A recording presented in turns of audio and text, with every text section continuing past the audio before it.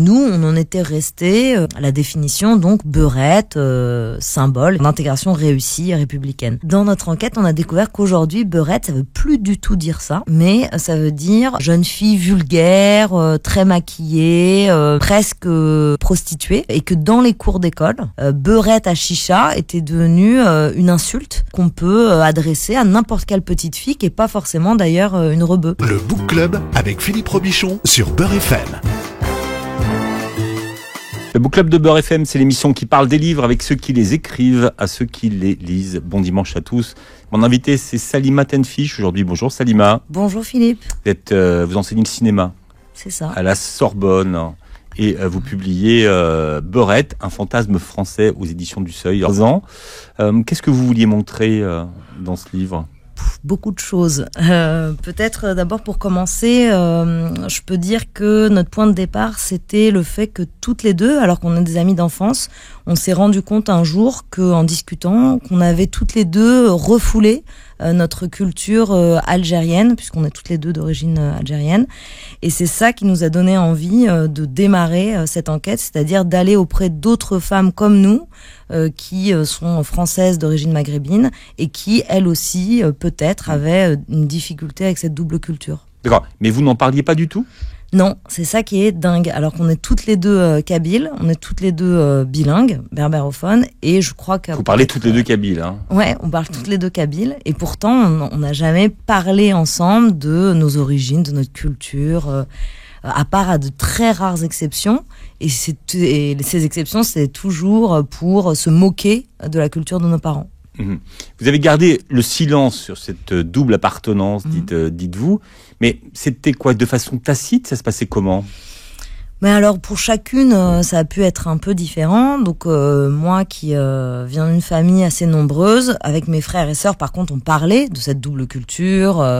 Donc ça pouvait être soit pour se raconter. Donc mon frère, surtout mon frère aîné, lui qui est né dans les années 70, lui c'était clairement pour raconter qu'il subissait des discriminations, donc des contrôles aux faciès, je me souviens très bien de cette histoire qu'il n'avait pas pu rentrer en boîte de nuit, que beaucoup d'autres filles qu'on a rencontrées nous ont raconté de leurs frères. Et avec mes sœurs, c'était pour dire à quel point cette culture traditionnelle nous entravait, nous empêchait. C'est ce qu'on se disait dans le dos de nos parents. Vous expliquez que par exemple votre père switchait. Ouais. Du kabyle au français pour vous parler. Ouais. Ça donnait quoi dans le... Concrètement, ça donnait, je l'écris par exemple dans le texte, je me souviens dans le bus par exemple, il pouvait me dire « Qim tranquille, moulech tam tothayir, elle va s'énerver, adzraton ba'da kham » par exemple. Donc ça, je viens de dire reste tranquille, sinon la femme, sous-entendu la femme assise à côté de toi, elle va s'énerver et là tu vas voir à la maison, je vais te régler ton compte, quoi. Et ça pour vous c'était la honte à l'international? Alors c'était pas, justement pour Sarah c'était la honte qu'on lui parle arabe et pour d'autres filles qu'on a interrogées. Moi, au kabyle, moi la honte c'était plutôt le fait que mon père ait un accent ou qui s'énerve dans les administrations, où je me souviens, c'est ce que raconte aussi une autre fille qu'on a interrogée, à la poste, où je me souviens de détails comme ça, où à chaque fois mon père s'énervait ou prenait un accent, je me disais « oh là là, c'est la honte ». Et après, je me suis rendu compte en grandissant qu'il y avait plein d'autres gens qui n'étaient pas forcément d'origine maghrébine, où les parents n'avaient pas d'accent, qui avaient aussi la honte, parce que leurs parents perdaient leur calme devant les administrations, bien justifiées d'ailleurs. Maintenant, on appelle ça la glottophobie, et le terme est popularisé. Mais c'était de la glottophobie. Ouais, avant. c'est ça, c'était de la glottophobie. Et moi, ce qui m'a frappé en menant cette enquête avec Sarah, c'est à quel point cette honte de soi pour notre génération, et donc nous on a 37 ans, et pour celles qui sont encore plus âgées que nous et plus jeunes, donc on a rencontré des filles de 18 à 50 ans environ, et ben cette honte de soi, elle est partagée. Alors que j'aurais pu imaginer dans un premier temps, avant de me lancer dans l'enquête, que finalement c'était un problème générationnel, et que peut-être les enfants d'immigrés qui sont arrivés dans les années 60 avaient peut-être moins cette honte. Et en réalité, on s'est rendu compte qu'elle était partagée. Vous vouliez à tout prix vous défaire de la culture algérienne de vos parents, Mais comment est-ce que vous faisiez, par exemple, dans la façon de vous coiffer? Est-ce que vous tiriez les cheveux pour qu'ils soient lisses? Ouais, c'est ça exactement. Donc Sarah, ma co-auteure, elle raconte très bien comment elle a commencé à se lisser les cheveux à partir du lycée, je crois, et puis que à partir de là, elle pouvait plus se voir dans le miroir avec les cheveux bouclés, qu'elle avait, très jolie d'ailleurs quand on était petite, mais pour elle c'était très important, il fallait se lisser les cheveux parce que c'est comme ça qu'elle se trouvait belle. Et moi je trouve que ça montre à quel point le racisme intériorisé est violent et quelque chose qui a des effets non pas que intellectuels mais réels et physiques. C'est-à-dire que ces filles, elles se lissent les cheveux parce qu'elles se trouvent sincèrement plus belles avec les cheveux lissés.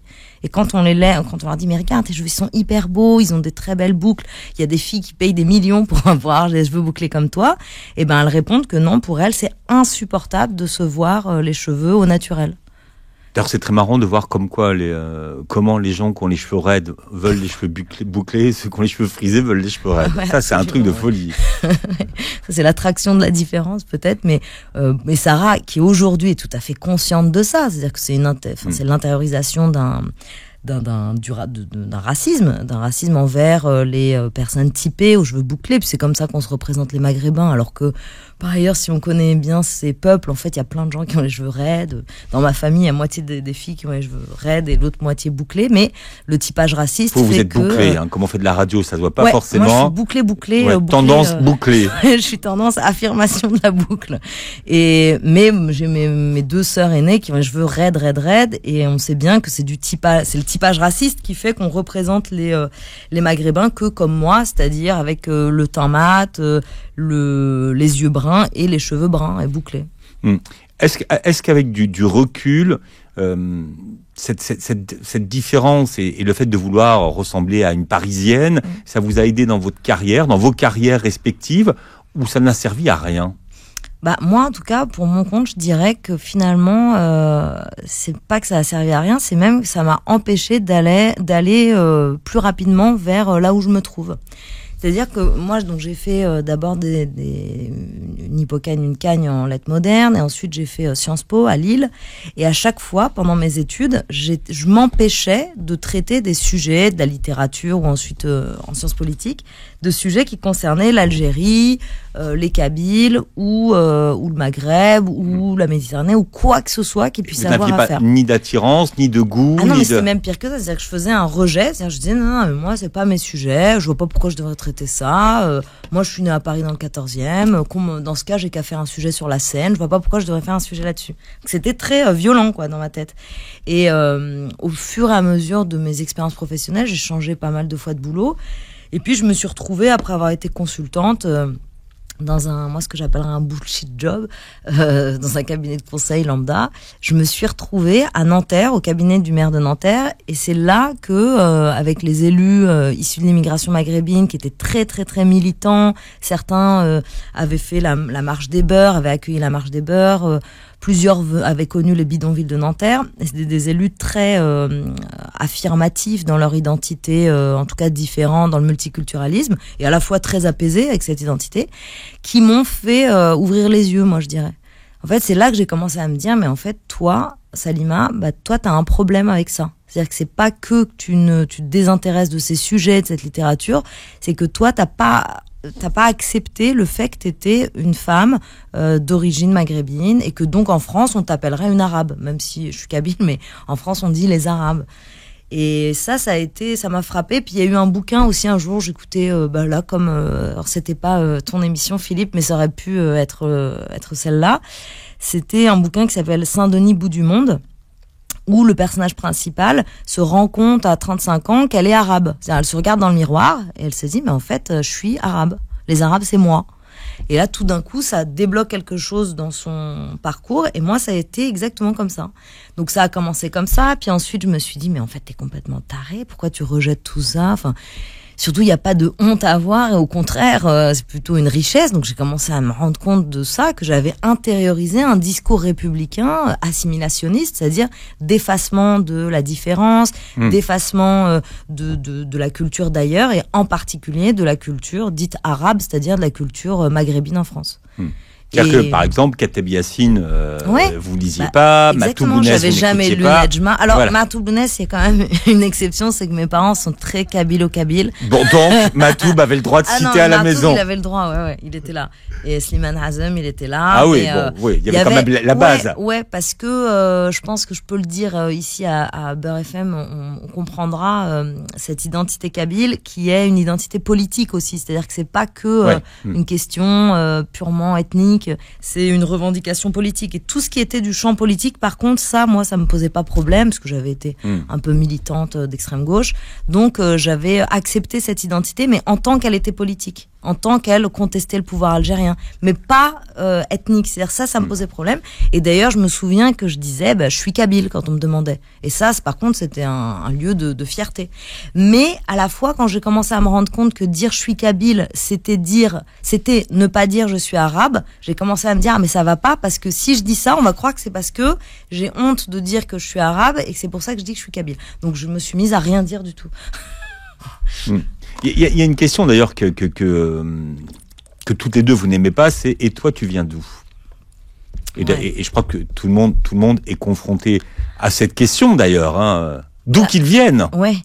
Ça, c'est vrai que ça peut paraître... Pourquoi elle vous pose autant de problèmes, cette question ? Parce que c'est une question qui peut paraître anodine, c'est-à-dire qu'on peut se dire, après tout, c'est juste une manière d'engager la conversation, je vois pas où est le problème. Quand quelqu'un a un accent du Sud chantant, on lui demande bien d'où il vient, bon...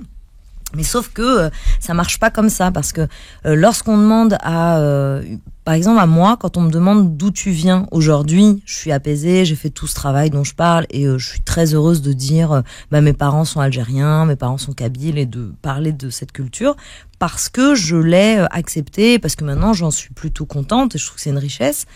Mais pendant très longtemps, quand je vivais mal cette identité, parce que je la voyais comme une manière d'être discriminée, c'est-à-dire d'être désignée comme différente, d'être désignée comme l'autre, j'étais rappelée à cette différence. C'est-à-dire dire à quelqu'un tu viens d'où alors qu'il vient du 14e arrondissement et qu'il a grandi à Paris, ou lui dire toi tu dois bien aimer la chaleur. Non, en fait, moi j'ai grandi à Paris, la chaleur j'aurais bien aimé la voir, mais en fait je l'ai pas vécu. Et être toujours ramené comme ça à sa différence, même si c'est fait de manière bienveillante. Évidemment que c'est fait de manière bienveillante. C'est pour draguer, pour engager la conversation, pour être sympa. Mais pourquoi ne pas le faire autrement ? Et surtout, on sait bien quand on est d'ailleurs, que quand on nous pose cette question, c'est parce que on nous identifie immédiatement comme différents. C'est ça qui nous pose problème.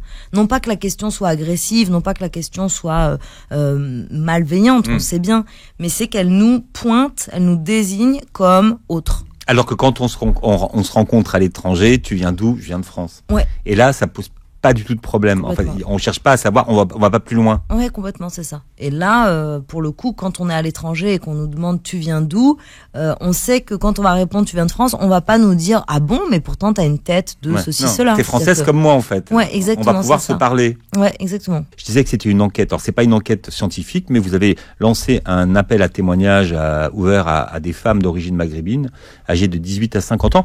Elles ont toutes fait des études.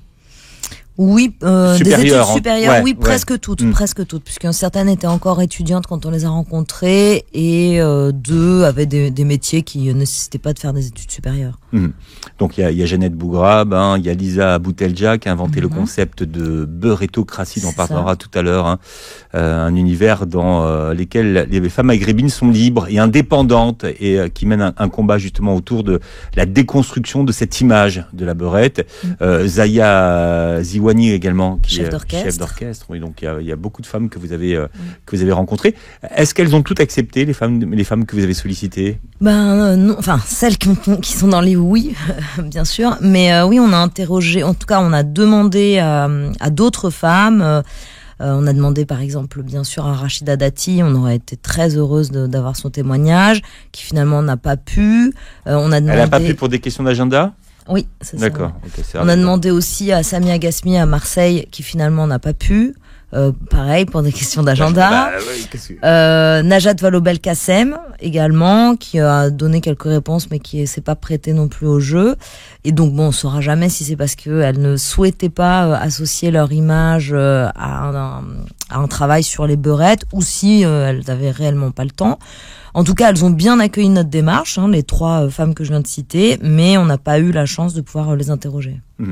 Alors, il y a pas mal de questions que vous vous posiez, vous, et vous vous êtes demandé si ces femmes-là s'étaient posé ces questions et comment elles se comportaient dans un certain nombre de situations, que ce soit religieuses, savoir si elles fumaient en famille cachette. ou en cachette, si elles s'étaient mariées, si elles étaient restées vierges avant le mariage. Enfin, il y a beaucoup de sujets de société. Si elles mangeaient du porc, par exemple. Le grand tabou, le porc. Si elles étaient hétérosexuelles ou qu'elles avaient une autre sexualité. Enfin voilà, il y a beaucoup de questions de société que vous avez posées. Ouais, parce que nous, donc toutes les deux, Sarah Difala et moi-même, on a discuté d'un certain nombre de ces sujets, mais on s'est demandé, et c'était le point de départ de notre enquête, si c'était un ressenti individuel, qui se trouvait être un peu similaire chez elle et chez moi, ou s'il y avait une dimension collective là-dedans et donc politique, ou du moins, en tout cas, de réaction par rapport à l'image que les Arabes, comme on les appelle, avaient en France. Et c'est pour ça qu'on a voulu interroger ces femmes sur toutes ces questions, donc que tu viens de citer, leur rapport à la religion, à leur pratique religieuse, à leurs croyances, leur rapport à la sexualité, est-ce qu'elles étaient vraiment restées vierges jusqu'au mariage, comme on se l'entend dire, est-ce qu'elles correspondaient aux clichés, qui soient d'ailleurs positifs ou négatifs, qu'on a dans la société française des femmes d'origine maghrébine, qu'on appelle les femmes arabes. On est d'accord, tout le monde est d'accord sur l'origine du mot beurette ? Non, parce que, en tout cas, beurette oui, mais beurre non. Quand on a interrogé notamment la sociologue Nassira Ghenif-Soulemas, qui est la précurseur de ces travaux sur les femmes d'origine maghrébine, elle nous a expliqué que elle se demandait toujours si le mot de beurre était le verlan de rebeu ou si c'était pas plutôt beurre qui était à l'origine de l'inversion de haroubi qui veut dire arabe en arabe. Bon, donc nous non plus on l'ignore. On a interrogé les femmes qu'on a rencontrées là-dessus qui toutes pensaient comme ce qu'on imaginait à l'origine, c'est-à-dire que tout simplement que beurre c'était le verlan de arabe. Donc c'est une apocope, c'est-à-dire beurette était donc le féminin. Et beurette, le féminin condescendant, on peut dire, de beurre, puisque sinon ça devrait être beurre avec un e à la fin. Et beurette, il y a l'idée que c'est une petite chose fragile, que c'est une chose moins importante que le beurre, donc c'est avec ce suffixe qui est condescendant. Alors aujourd'hui, après être tombé en désuétude, le mot revient avec une nouvelle acception.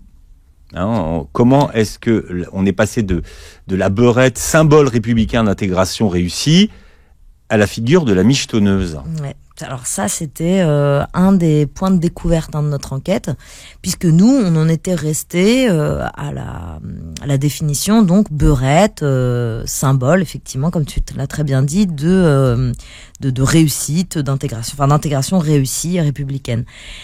Et dans notre enquête, on a découvert qu'aujourd'hui, beurette, ça veut plus du tout dire ça, mais ça veut dire jeune fille vulgaire, très maquillée, presque prostituée, et que dans les cours d'école, alors ça c'était le pire, beurette à chicha était devenue une insulte qu'on peut adresser à n'importe quelle petite fille qui est pas forcément d'ailleurs une rebeu. Ça s'est démocratisé en quelque sorte, l'insulte sexiste et raciste s'est démocratisée et peut s'adresser à n'importe quelle petite fille.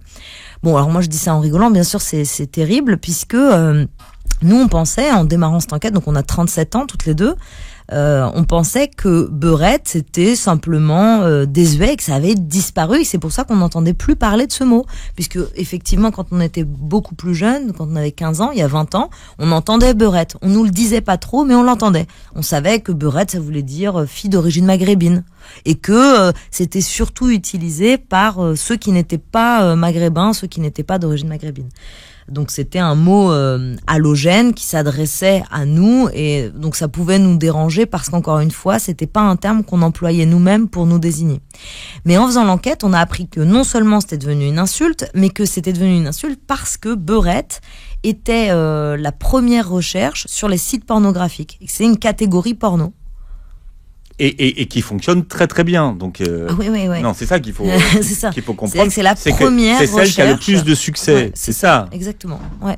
C'est-à-dire que c'est un fantasme pornographique, en tout cas sur ces sites et auprès des clients de ces sites porno. Ouais. Et on est le seul pays au monde finalement, qui en tout cas en Europe, une recherche, En Europe, la France en tout cas, a cette catégorie dans le top de ses recherches, ce qui n'est pas le cas en Allemagne, ce qui n'est pas le cas en Italie ou en Espagne. Et c'est là où, selon nous, ce que ça dit de notre société et de notre histoire, c'est que on peut assez facilement comprendre que si cette catégorie fait fantasmer, c'est-à-dire que si la femme arabe, qu'elle soit d'ailleurs voilée, c'est ça qui est incroyable, parce qu'on a mené quand même notre petite enquête, on n'était pas adepte de ces sites porno, mais on a mené l'enquête et on a découvert que non seulement il y avait des films pornographiques ou des images pornographiques de femmes voilées dont il était question, qu'il fallait dévoiler, d'accord, donc le dévoilement était l'objet de l'intrigue pornographique, ou alors des femmes très très totalement hypersexualisées. Donc on avait les deux extrêmes, c'est-à-dire la femme arabe hypersexualisée, la femme musulmane voilée, et les deux étaient l'objet de fantasmes. Alors Salima, tiens, on va écouter une chanson extraite de la bande originale de votre livre, alors El Matador, ouais. Les beurettes, on expliquera pourquoi ce texte tout à l'heure.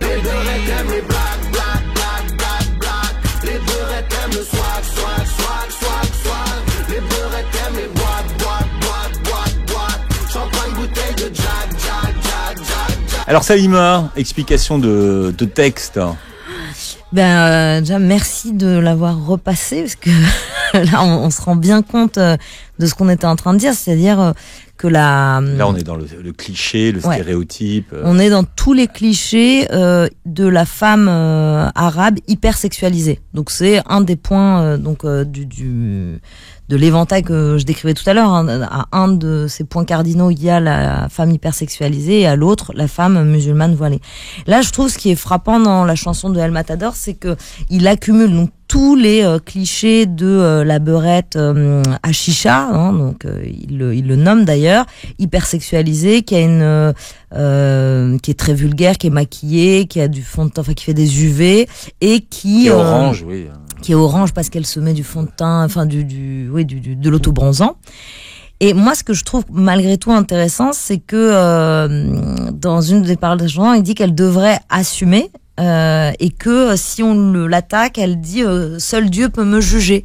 Donc d'une certaine manière, si c'est vrai que la chanson est frappante, là en l'écoutant on souriait, parce que on voit la violence. Voilà, on voit la violence des clichés, on voit la violence surtout adressée aux femmes qui n'auraient pas le droit d'avoir une sexualité libre. Moi, c'est ça qui me frappe toujours avec ce stéréotype-là.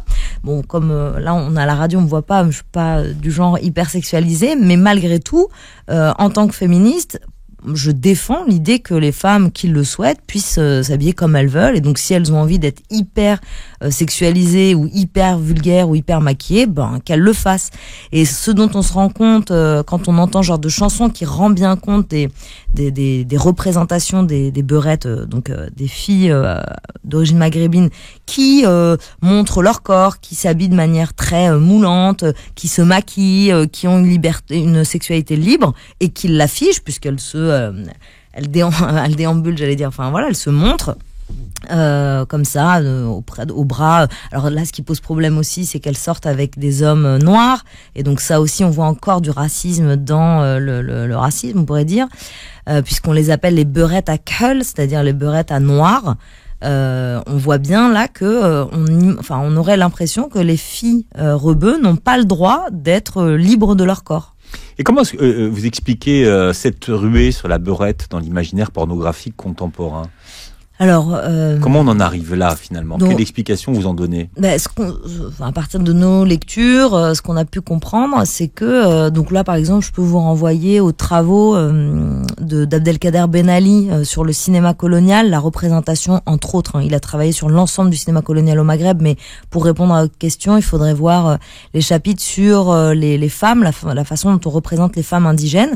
Je peux aussi citer beaucoup plus actuels, ça c'est des travaux de 90, les travaux travaux de Mehdi Derfoufi, qui travaille sur les post-colonial studies aujourd'hui, chercheur au CNRS, et il enseigne à Paris 8, si je dis pas de bêtises, qui nous apprennent, parmi d'autres, nous apprennent que les représentations des femmes arabes déjà chez les peintres orientalistes et ensuite au cinéma colonial sont peut-être à l'origine de ces représentations aujourd'hui dans les médias de ces femmes soit voilées, comme je le disais. Donc chez les peintres orientalistes, c'était les moukers recouverts d'un haïk blanc. Donc c'est le voile blanc que portent surtout les femmes à Alger pendant la période coloniale, qu'on voit bien dans le cinéma colonial, notamment dans le cinéma pas colonial, mais qu'on voit dans la bataille d'Alger, par exemple, de Gillo Pontecorvo, un film culte.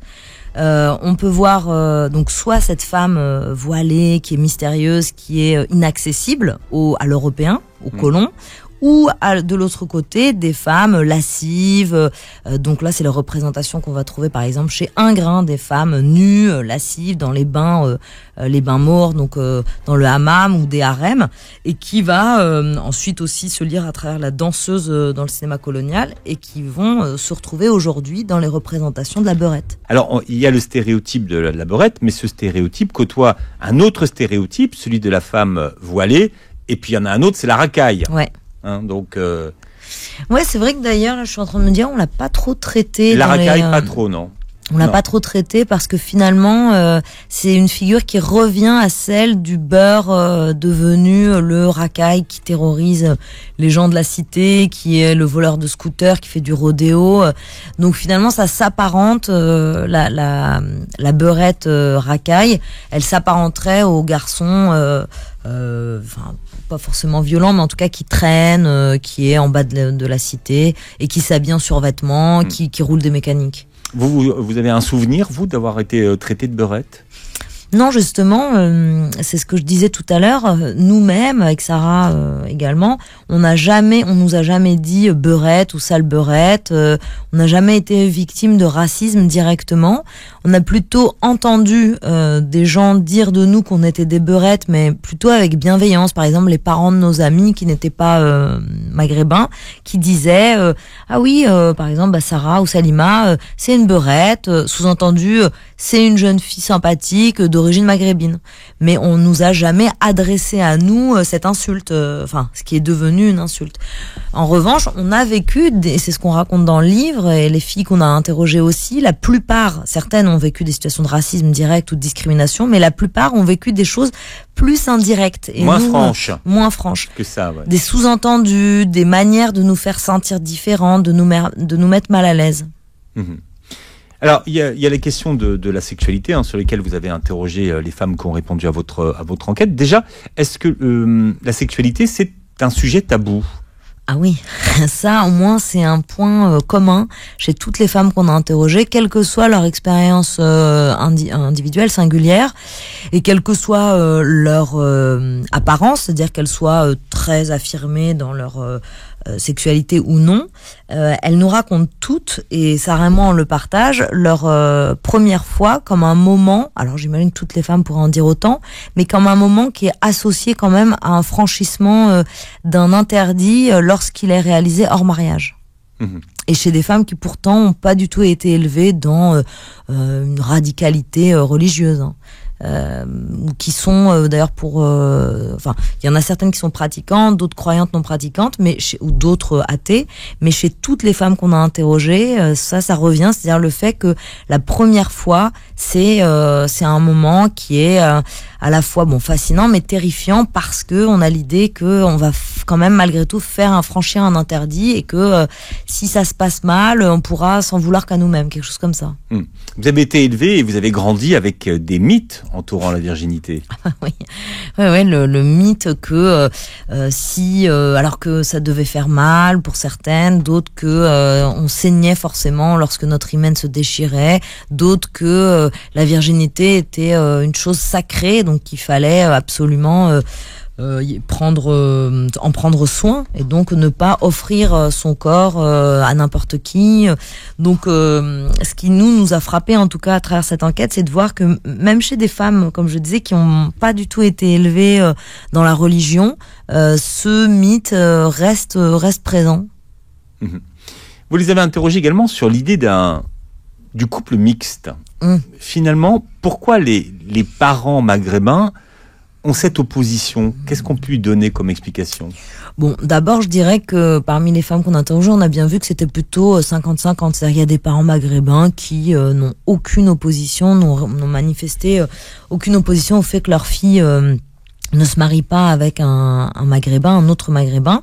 Mais pour ceux qui s'y opposent, alors de ce que nous ont dit les filles qu'on a interrogées, il peut y avoir deux réponses, on va dire. La première, c'est une réponse religieuse, c'est l'idée que l'autre n'est pas musulman. Et dans ce cas-là, si l'autre se convertit, ça n'a pas posé de problème dans la plupart des cas.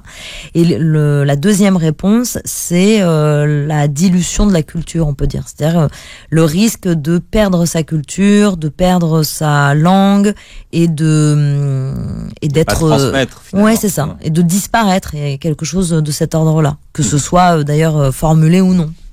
Alors vous prénommez Salima et Sarah. Aujourd'hui, de quelle façon la question du prénom se pose-t-elle? Je vais vous le dire, moi par exemple, je viens d'avoir un petit garçon avec un homme qui s'appelle Jean-Baptiste, donc qui est pas du tout kabyle ou pas du tout maghrébin. Et quand on a commencé à réfléchir au prénom, s'est posé le problème de la double appartenance familiale. C'est-à-dire, on peut dire que c'est une question d'alliance. Moi, je l'avais pas perçu comme ça quand on interrogeait les femmes, mais quand moi je me suis retrouvée devant cette situation, je me suis représenter les choses comme ça, c'est-à-dire que cet enfant finalement il appartient, si je puis dire, autant à ma famille et à l'imaginaire et au monde kabyle que à la famille de Jean-Baptiste et à leur imaginaire. Alors, est-ce que vous seriez imaginé l'appeler Jugurtha, Massinissa, ouais, un moment, Juba, Juba, ouais, un moment, je me disais, ouais, Juba. Bon, Jugurtha, je trouvais que c'était un peu lourd à porter, ou Massinissa, mais Juba, je me disais pourquoi pas. Donc, je commençais à regarder dans le prénom, et d'ailleurs, on a longtemps hésité avec Iqbal, qui est un prénom nord-africain assez rare et qui est en plus mixte. Donc, moi, j'aimais bien cette dimension mixte. Et puis finalement, on a trouvé. Alors après, on s'est mis à chercher. Alors lui, il me disait oui, mais et moi, alors de mon côté, bon. Et puis finalement, on a tranché. Je pense comme beaucoup de gens, en allant chercher des prénoms bibliques. Mais moi, ça marchait parce qu'il y a un esprit kabyle qui s'appelle Hazar, qui veut dire racine en berbère. Donc on a appelé notre fils Lazare, puisque ça vient de El Hazar. Donc ça marchait. Mais c'est un jeu un peu. C'est du boulot, hein. Ouais, c'est de la dentelle. Ouais. Ça aurait pu finir en Erwan, en Ryan. Peut-être pas, mais sûrement pas même. Mais c'était du. Ou alors on avait pensé à un moment à Jean Karim ou des choses comme ça, des prénoms doubles. Faut penser qu'il va grandir. Hein. Ouais. C'est peut-être plus compliqué, Jean Karim. Faut l'assumer. Mais on entend. Moi, j'ai entendu des Louis Karim, des Pascal Ramadan. Donc ça se diffuse, hein. Sur les questions de religion aujourd'hui, maintenant, comment est-ce que les femmes que vous avez interrogées abordent cette question? Parce que vous avez rencontré des femmes qui sont musulmanes, pratiquantes, pas pratiquantes, ou de culture musulmane, ou alors ça, laïque. Vraiment, avec la découverte de la beurette film porno, ça a été la deuxième grande surprise de cette enquête. C'est le fait que, selon les générations, le rapport à l'islam n'est pas du tout le même. Donc nous, on a interrogé des femmes de 18 à 50 et ce qu'on a observé, c'est que chez les femmes qui ont entre 40 et 50, la religion n'est quasiment pas présente, ou du moins c'est pas un sujet. C'est pas un sujet de combat, c'est pas un sujet d'identité. Est-ce qu'elles se revendiquent comme musulmanes ou pas? Non, c'est ça. Elles ne se revendiquent pas comme musulmanes. Elles peuvent l'être. Mais elles n'ont pas l'intention, en tout cas, et le désir de se dire musulmanes. Chez les femmes, chez les petites, chez les jeunes, donc entre 18 et 25, 28 ans, elles, ce qui est frappant, c'est que elles sont quasiment toutes musulmanes, pratiquantes, et elles veulent qu'on leur reconnaisse leur religion. Et ce qui m'a frappé, c'est que chez ces jeunes filles, il n'y a pas du tout comme chez nous ce problème d'avoir honte d'avoir une double culture, culture, ou du moins il y a aucune difficulté à se dire française. Pour elles sont françaises, il n'y a pas de débat là-dessus. Leur problème, c'est qu'on les accepte dans leurs différences, et leurs différences, elles se situent pas dans leur dimension culturelle, elles se situent dans leur religion. Ça, c'est vraiment frappant, qu'elles soient voilées ou non, d'ailleurs. Elles veulent qu'on les laisse être musulmanes. Et ensuite, il y a l'intermédiaire. Et elles font la prière sur leur lieu de travail. Ça, ouais. Et vous vous demandez, mais comment vous arrivez à faire la prière? Et là, ils vous disent, mais attendez, vous vivez sur quelle planète? Ça, c'est incroyable, parce que moi qui ai 37 ans, qui est une mère qui fait la prière, pour moi, faire la prière, c'était un truc de vieux, quoi. C'était un truc qu'on faisait quand on avait atteint une certaine forme de sagesse, et qu'on commençait peut-être vers 60 ans, 70 ans. Mais là, j'ai été confrontée à mes propres représentations, on peut dire racistes d'une certaine manière, ou en tout cas préjugées. Quand des jeunes filles de 20 ans ou 25 ans m'ont dit, bah si, moi je fais la prière. Au début, je croyais que c'était des blagues, et elle me regarde un peu avec un air de me dire, mais attends, t'es en train de me juger. Donc là, je me calmais, et elle me dit, bah si, moi je fais la prière, je rattrape. Et là, je me suis souvenu qu'effectivement, ma mère aussi, elle fait ça, elle rattrape. Et donc, elles font leur prière avant d'aller au travail, et le soir en rentrant. Et pour elles, ça, c'était aussi une grande nouveauté. Elles nous décrivent leur rapport à la prière comme un moment de méditation ou de yoga, un peu New Age, quoi. Donc elles se mettent en condition de méditation, et pour elles, ça n'a rien de, comment dire, enfin, ça n'est pas incompatible avec leur vie professionnelle. C'est des femmes hyper indépendantes, toutes, qui vivent leur vie librement, mais elles font la prière. Enfin, elles font la prière. La question. Finalement, on se rend compte à la lecture de votre livre que le plus grand des tabous, c'est le porc. Ouais. Hein, et que ça reste la viande de porc pour tout le monde. Alors là, quasiment le plus grand des tabous. Ouais, alors ça, c'est la transgression la plus totale. Ça, on a essayé d'en rendre compte un peu avec humour, mais n'empêche que chez toutes les femmes vraiment qu'on a interrogées, quelle que soit leur position par rapport à la religion, quel que soit leur couple, quelle que soit leur situation, il y a toujours ce tabou, sauf chez celles qui sont athées et qui se disent athées, qui sont quand même une minorité, mais sinon, chez toutes les autres, c'est inenvisageable de dire à ses parents qu'on mange du porc. Manger du porc, c'est grave, c'est être traître à son groupe, même lorsqu'on n'est pas pratiquant. Et ce qui est intéressant, c'est que cette interdiction de manger du porc ne s'applique pas de la même façon pour la cigarette et pour l'alcool.